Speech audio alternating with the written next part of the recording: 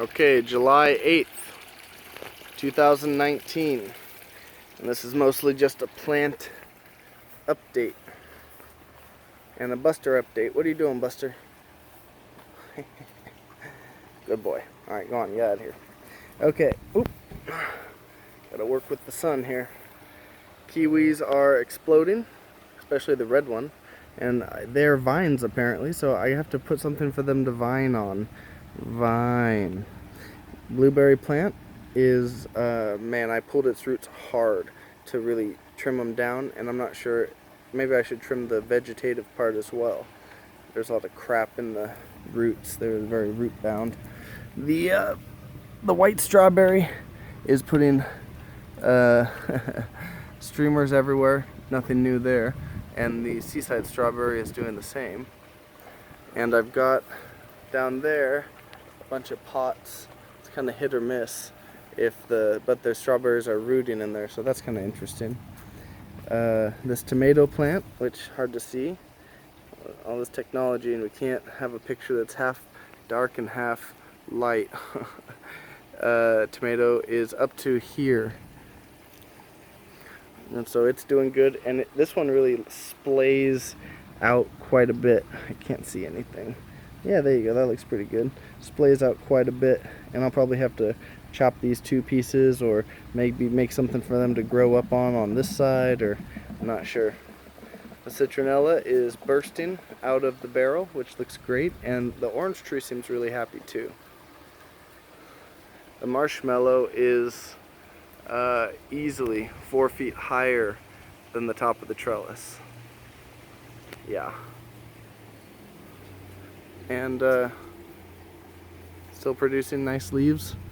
Boy Scout toilet paper was another name for it, I've heard. It makes sense, it's soft. Spinach. And, oh, way in here, a bell pepper that just never seemed to get started. And serrano chili, actually. Maybe it'll do something, but not much hope. The bean plant has gone crazy. There's been really 2 of them, I think, that have gone crazy. They climbed this twine, hard to see, but they became these leaves, and this one twirls around here and is searching for its next handhold. Right there. But now it's pretty solid. You shake this and it's all locked in. And actually this plant here is along for the ride, because that's the first thing that the bean climbed, and then it got onto that from the onto the twine from that plant. Alright, red currant bush. Now what's interesting here is, oh, I'm back to the raspberry. This leaf did look like this leaf. Green veins, yellow leaf tissue. It was all yellow with green over here, and then it was starting to go the same way here. But since I put the iron reactor in, I'm starting to see this come back. And I'm going to be watching these other leaves to see if those come back too. And then that's my proof that the iron thing is working.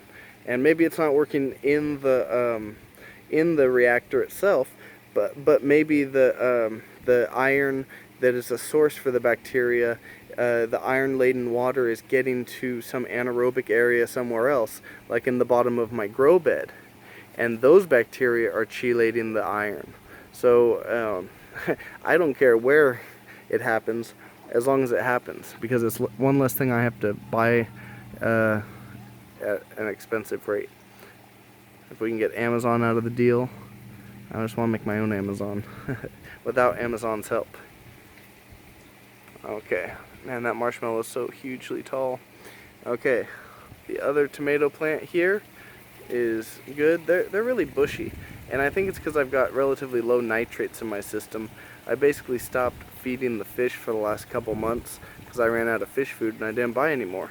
So I've been providing humonia to power the system, as well as putting mosquito larvae into the fish tank to feed the fish as a treat. The loganberry here is all over my grow bed, but it seems to be shielding the kale that survived the initial onslaught from the slugs. So that's good.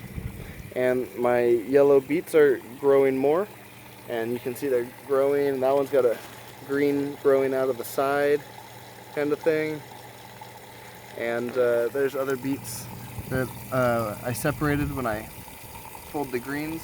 So I put the little ones over here, so they're growing separate. And ground cherry's living up to its name. I think it's all the low nitrogen and high potassium. I think that's what's making everything bush out and fruit really well, but not get real tall, like the this tomato plant anyway. But maybe I'm wrong, because that other one is not bushy. Here's a grape that a lot of leaves, but it's not really stretching anywhere. But that's cool. Same here, another grape, and that one is in the shade of its tomato plant brother, so it gets less light. All right, the next one is going to be, okay, the beans are doing good. We got flowers. Lettuce is growing. Last time I tasted it a couple weeks ago, it was bitter, but maybe it's changed by now. Parsley and cilantro and everything's jumping. Oh, cool, a pea. And we got to get this pea over here, so goes up. The lemon cucumbers are jumping, one on either side of that pipe. And I'm hoping that it goes on the pipe and maybe down in here. Wouldn't that be cool? Lemon cucumbers. Okay. And I put the stone here because the weight of the plant, the zucchini plant, was pulling it out of the hydroton. So that's my counterweight. And I bet that this plant gets huge. It's looking like it's going to get huge. Which might shade out the beans down there. But hopefully the beans will grow up and they'll all kind of fight for their spot in the sun. I also, let's see, my onions are growing. Here's one, and these guys did not grow so well, as you may be able to see. But that one seems okay. And then that one is like a pumpkin or something. It was a no label from Ace Hardware garden section. Splashing a bit much over here. See all the splash? So I really shouldn't do that. And it's kind of pooling up right here too. I don't know if that's solid buildup or what that is. Oh, not particularly fond of that. So another something to fix. And I found a stone with moss on it. So I put it in here, and I'm hoping that it'll keep going. And this is just one more part of the ecosystem that I've built and am building, that maybe this is another part. I don't know what it's good for exactly. I've never heard of moss in the system, but what if all the grow bed gravel was covered in moss, and then you just cleared a little spot for your plant, and then that would help keep everything moist and cool in the sunshine, etc., etc. What else? I got nothing else. The tomato Atlantic giant living up to its name. Look at that thing. Wow. Big leaf on him. Big leaf energy. And let's see, we got another moss rock right here, and it's taking up the water just like I thought. It was kind of splashing, so that works.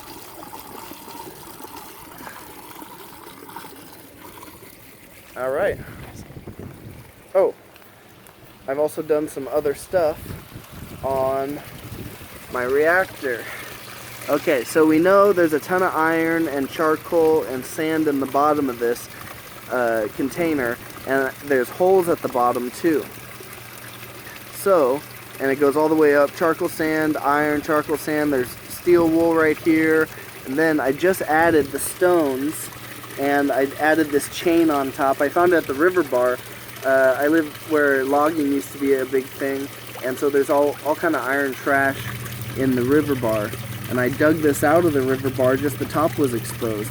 Anyway, so I put that and a bunch of flat stones on top to minimize water flow through the reactor and minimize erosion of the sand. Okay, that's all we got. Till next time.